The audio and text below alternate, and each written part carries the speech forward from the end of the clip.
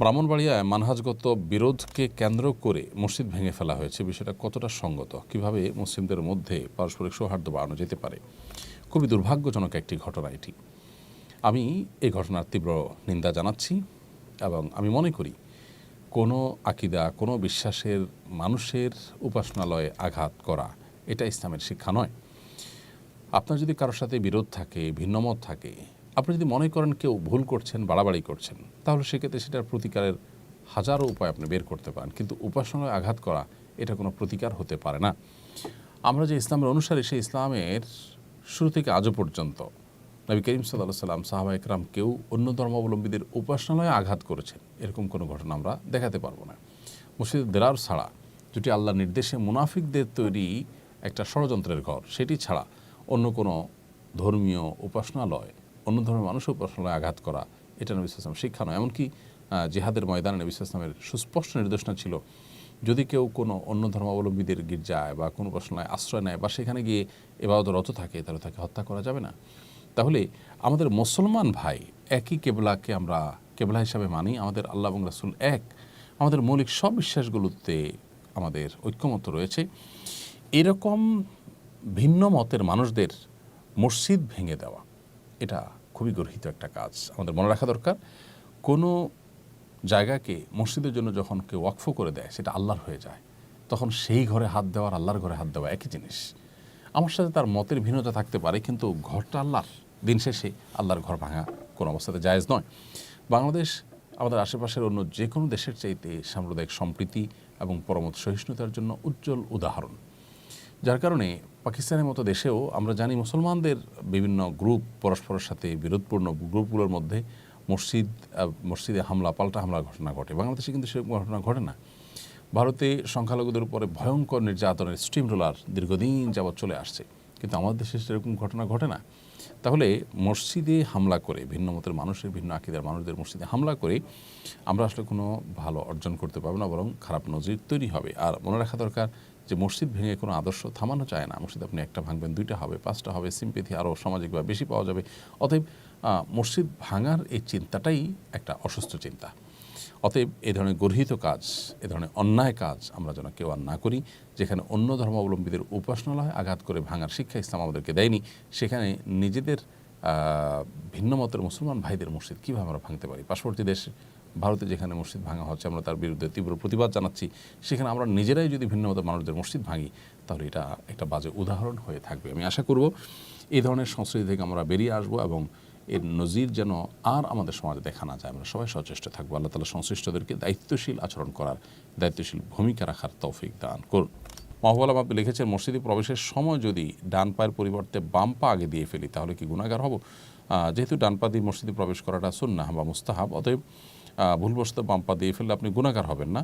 তবে আত্মশাসনের অংশ হিসাবে এরকম ভুল করে ফেললে আপনি আবার বের হয়ে, বাম পাও দিয়ে বের হয়ে এরপরে নতুন করে দোয়া পড়ে ডান পা দিয়ে আপনি প্রবেশ করলেন। এভাবে যদি করা যায়, তাহলে নিজের বাম পাও দিয়ে বের হওয়ার যে ভুলে বের হওয়ার যেটা প্রবণতা আছে, সেটা দূর হয়ে যাবে ইনশাআল্লাহ তাআলা। এমনি নোমান আপনি লিখেছেন, মসজিদের ওয়াকফকৃত জায়গায় জনসাধারণের চলাচলের রাস্তা নির্মাণ ও ঈদগাহ নির্মাণ করা জায়েজ আছে কিনা?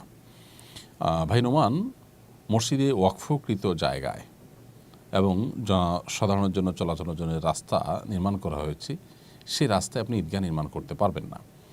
মসজিদের জন্য কেউ যদি ওয়াকফ করেন এবং সেটা যদি মসজিদের কোন কাজে ব্যয় হবে সেটা নির্দিষ্ট করে দিয়ে থাকেন, তাহলে যেখানে দিয়েছেন, যে উদ্দেশ্যে দিয়েছেন, সেই উদ্দেশ্যে সেটা ব্যয় করতে হবে। মসজিদের জায়গাতে আপনি ঈদগাহ করতে পারবেন না। হ্যাঁ, যদি দান করার সময় এটা মসজিদ, এটা ঈদগাহের জন্য নির্দিষ্ট করে দিয়ে থাকেন ওয়াকফকারী, দানকারী, তাহলে সেক্ষেত্রে সেটা ঈদগাহ হতে পারে। মসজিদের জায়গায় মসজিদের কল্যাণমূলক, যেমন মসজিদের ইমাম সাহেবের ঘর অথবা কোনো ভাড়া দেওয়ার জন্য ভবন বা মসজিদের রিলেটেড যে জিনিসগুলো আছে, যেগুলো মসজিদের স্বার্থে ব্যয় হবে, সেরকম কিছু করা যাবে। মসজিদের জায়গায় যেমন মাদ্রাসা নির্মাণ করা জায়েজ না, ঠিক একইভাবে আপনার ঈদগাহ নির্মাণ করা জায়েজ নেই। আর মানুষের চলাচলের রাস্তা, এটা তো রাস্তা হিসাবে নির্মিত, অতএব সেখানে ঈদগাহ বানাতে পারবেন না। প্রত্যেকটা দানের যে উদ্দেশ্য আছে, সেই উদ্দেশ্য অনুযায়ী সেটাকে ব্যবহার করতে হবে। সম্প্রতি কিশোরগঞ্জের কুলিয়ারচরে এক শিশুর পিতা তার সন্তানকে নিয়ে বাড়ি যাওয়ার পথে অতি উৎসাহী জনতা শিশু অপহরণকারী অভিযোগে শিশুটির সামনে লোকটিকে বেধড়ক মেরেছে। পরবর্তীতে প্রমাণিত হয় যে শিশুটি তারই মেয়ে। জনতার উৎসাহের কারণে প্রায় এই ধরনের ঘটনা ঘটে। প্রতিনিধিত্বশীল আলেম হিসাবে বিষয়ে কিছু বলবেন আশা করি। দেখুন, আমরা বরাবরের মতো এখনও বলবো যে আইন হাতে তুলে নেওয়ার এই প্রবণতা এটা সবসময় নিন্দনীয়। আমাদের প্রিয় নবী সাল্লাল্লাহু আলাইহি সাল্লাম মদিনা রাষ্ট্র যখন কায়েম করেছেন, তিনি যখন মদিনা রাষ্ট্রের বিচারকের ভূমিকায় ছিলেন, কোনো সাহাবী কোনো অপরাধের কারণে কাউকে শাস্তি দিতে যাননি। 1450 বছর আগের সমাজে যেখানে এই বিষয়গুলো খুবই সাধারণ ছিল, সেখানেও তারা নবীজির কাছে কোনো অপরাধীকে অপরাধী মনে হলে জিজ্ঞাসা করতেন, হে আল্লাহর রাসূল, আমি কি তার জন্য এই শাস্তি কার্যকর করব? আমি কি তার গর্দান উড়িয়ে দিব? তার মৃত্যুদণ্ড কার্যকর করব? অর্থাৎ নবী সাল্লাল্লাহু আলাইহি ওয়াসাল্লামের কাছে জিজ্ঞাসা করতেন। তার কাছে মনে হয়েছে বিষয়টা প্রমাণিত এবং লোকটা দোষী, তারপর নবী সাল্লাল্লাহু আলাইহি ওয়াসাল্লামের পারমিশনের অপেক্ষা থাকা, এটা হলো বিচারিকভাবে বিষয়টিকে প্রমাণ হওয়া পর্যন্ত অপেক্ষা করার মতো বিষয়।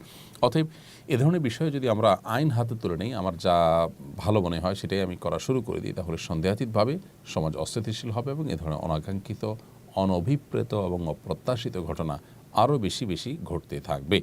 বিধায় আমরা এই আইন হাতে তুলে নেওয়ার কালচার থেকে বেরিয়ে আসার চেষ্টা করব এবং এখান থেকে নিজেদেরকে যথাসম্ভব আমরা বিরত রাখার চেষ্টা করব। সেই সাথে আইনের শাসন যত কার্যকরভাবে বাস্তবায়ন হবে, তত বেশি মানুষ আইন হাতে তুলে নেওয়ার প্রবণতা থেকে সরে আসবে ইনশাআল্লাহ তাআলা। সোশ্যাল মিডিয়ায় অনেকে বলছেন ধর্ষককে পুলিশের হাতে তুলে না দিয়ে গণপিটুনি দিয়ে মেরে ফেলা উচিত। এভাবে জনতার বিচার করার ব্যাপারে শরীয়তের বিধান কি? দেখুন, বিচার নিজের কাঁধে বিচারের দায় তুলে নেওয়া এবং আপনার আইন হাতে তুলে নিয়ে যে কারোর বিচার কার্যকর করা, এটা কখনোই প্রশংসনীয় নয়। যত ভালো যুক্তি এখানে দেয়া হোক না কেন, এটা অনাচারের রাস্তাকে উন্মুক্ত করবে। এর ফলে একজন আরেকজনের বিরুদ্ধে আপনার শত্রুতা উদ্ধার করার চেষ্টা করবে, এ ধরনের অভিযোগ তুললে যে কেউ যে কাউকে আঘাত করার চেষ্টা করবে। এর ফলে সমাজ কিন্তু অস্থিতিশীল হবে, সমাজ কিন্তু অশান্তির দিকে যাবে। সেই জায়গা থেকে যথাসম্ভব এ ধরনের কালচার এটা বন্ধে আমাদের উদ্যোগ নেওয়া উচিত। তবে এটা ঠিক যে বিচারের দীর্ঘসূত্রতা, আদালতের প্রতি মানুষের আস্থা হারিয়ে যাওয়া, প্রশাসনে পুলিশে যারা আছেন তাদের দায়িত্ব অবহেলা এবং অসৎ উপায়ে তারা কালোকে সাদা, সাদাকে কালো করার প্রচেষ্টা, প্রবণতা, এগুলোর কারণে মানুষের মধ্যে আস্থাহীনতার সূচনা হয়েছে, আস্থাহীনতার ব্যাপারটি ঘটেছে এবং যার ফলশ্রুতিতে মানুষ এ ধরনের কথা বলে। তো আমাদের উচিত হলো এগুলোকে যথাসম্ভব মোকাবেলা করা শক্ত হাতে এবং সমাজে আপনার আইনের শাসন প্রতিষ্ঠা করার জন্য প্রত্যেকে যার যার জায়গা থেকে কাজ করার চেষ্টা করা দরকার। এটা যদি না করি এবং সবাই যদি আইন হাতে তুলে নিতে থাকি, তাহলে অনেক নিরপরাধ মানুষকে শত্রুতা উদ্ধারের জন্য এ ধরনের মিথ্যা অজুহাত দিয়ে মানুষকে তার ব্যাপারে খেপিয়ে তাকে মেরে ফেলার প্রবণতা আমাদের সমাজে তৈরি হবে, যেটা আমাদের কারোরই কাঙ্ক্ষিত